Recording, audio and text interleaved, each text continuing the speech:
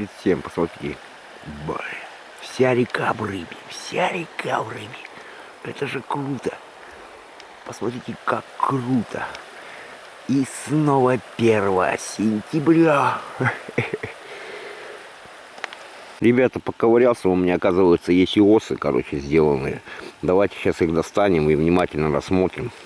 Ну вот оса есть, достаточно крупная, вот такая, с мизинец. Есть такая. Ну, я думаю, поставим вот такую поменьше. Такую не будем, слишком она уж классная. Все 2 осы поставим и посмотрим, на какую будет лучше засекаться. Ну, у нас мушки есть, короче, для ногтей кусачки, чтобы леску кусать. И леску возьмем вот такую 0,2, короче, поставим. Подогреть чай опять, 2 угля у нас огоревших, веточки положили. И сюда мы поставим чайничек. Опять мы соорудили углер. Вот на углере сейчас мы быстренько, даже на дувках подогреемся. Углер в работе. Чайник как на плитке стоит, видите, не надо колышков рубить, подстраивать под какой-то этот.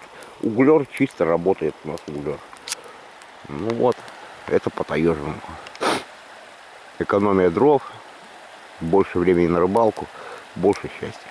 Углер работает, видите, на дувках.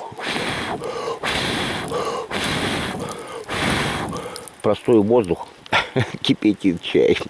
Календарь переверну, и снова 1 сентября.